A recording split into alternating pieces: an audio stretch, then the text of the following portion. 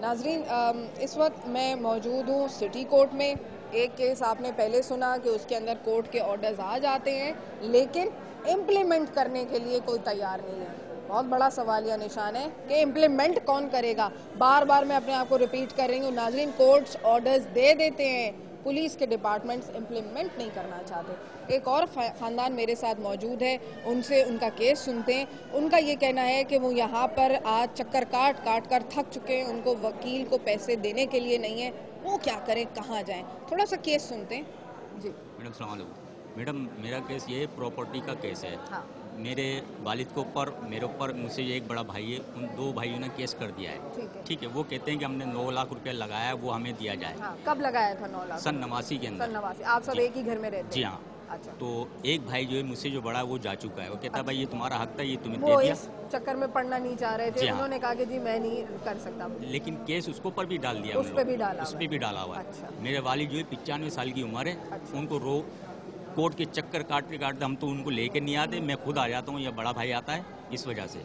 अब वो ये कहते हैं कि वकील करें। आप वकील कहाँ से करें? मेरी तो 7 बच्चियाँ हैं, मैं कहाँ से करूँगा वकील? मैं तो नहीं कर सकता। और ये चोर बाजारी का केस है, आए जब भी आओ तारीख दे देते हैं, चले जाएं, बस। ओहो, ये होता आपने है। यहाँ पर जजेस को नहीं कहा कि भाई मेरे ऊपर रहम किया जाए? जजेस ने जजमेंट भी दे दिया हमें कि ये आप केस जीत चुके हैं। अच्छा। लेकिन वो फिर भी हायरिंग के ऊपर चल रहा है वो। अच्छा। फिर भी जो है वो अपील कर दी उन लोगों ने, फिर वो अपील पे चल रहा है। अब तकरीबन 6-7 महीने हो रहे हैं। अच्छा, दोबारा अपील करने के बाद? अपील तो करने तकरीबन टोटल आप कोई 2-2.5 साल से चक्कर काट रहे हैं? जी हाँ, 2-2.5 तो साल ये से। तो फिर ये तो इसका मतलब है कि वो चलता चला जाएगा, वो तो मतलब तो सर उनको कोई सुनवाई नहीं है। अच्छा, वो कहाँ पे काम करते हैं? वो आपके बिल्डर्स के पास है। वो बिल्डर्स के पास? जी हाँ। तो अब आप मुझे ये बताएं कि आपके जहन में क्या है, क्योंकि वो तो ये कर रहे हैं और वो करते रहेंगे, वो अपील पे अपील कर लेंगे। आप यहाँ से सिटी कोर्ट से जाएंगे तो हाई कोर्ट पहुँच जाएंगे, हाई कोर्ट से जाएंगे वो ऊपर ले जाएंगे। तो फिर क्या सोल्यूशन क्या है आपकी नज़र में? मसला कहाँ है? मैडम, हमें यहाँ से तो कुछ मिले। हाँ। जजमेंट तो हमें मिल गया है। ठीक है। ठीक है ना, जजमेंट मिल गया। वो गैर कानूनी काम कराते हैं। हाँ, क्या गैर कानूनी काम है?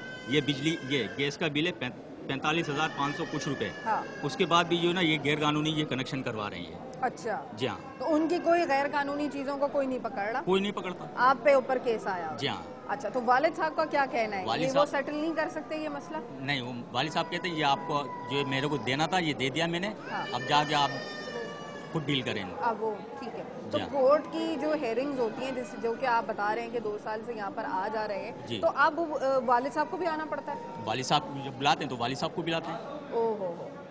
तो जब बुलाते हैं तो वालिद साहब को बुलाते हैं। आपके भाई को बुलाया जजेस ने?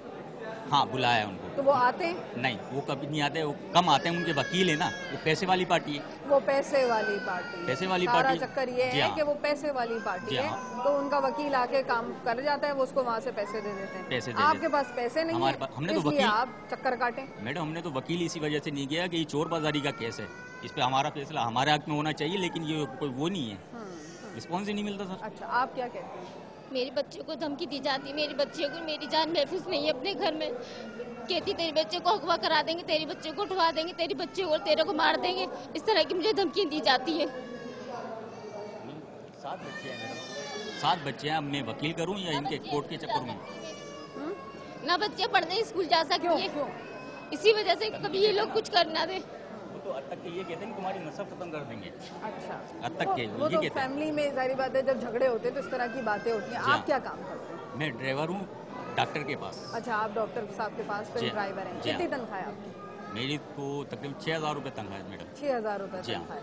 तो अब 6,000 तनख्वाह में माशाल्लाह आपकी 7 साहिबजादियाँ हैं जी। फिर ये कोर्ट के आने जाने के चक्कर है, आने जाने के चक्कर क्या करेंगे? ये तो हो रहा है ना हमारे साथ मैडम, ऐसा हो रहा है, हकीकत है ये हकीकत है। एक बेटा है मेरा कमाने वाला। तो अगर वो भी बेचारा कमा लेता, वो कितना कमा लेता?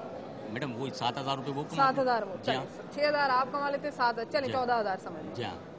14,000 में 7 साहबजादियाँ, एक बेटा जी, एक आप, एक आपकी अहलिया जी, एक वालिद साहब मेरे और एक आपके वालिद साहब। जी हाँ। कैसे गुजारा करते हैं? बस मांगते नहीं है मैडम किसी से, लेकिन हम अपना पूरा कर लेते हैं उसी के। आपके भाई को रहम नहीं आता? वो अगर वो रहम दिल होते तो वो मकान खाली कर चुके होते। हाँ। अगर वो रहम दिल होते तो ऐसा नहीं कर रहे हैं, वो करेंगे नहीं। 20 साल भी केस चलेगा तो हम लड़ेंगे केस। 20 साल 20 साल भी केस चलेगा तो हम लड़ेंगे। कहते हैं कि हम तुम्हें वहीं पर ही खत्म करवा देंगे, कोर्ट के अंदर तुम्हारे घसीटते। जी हाँ।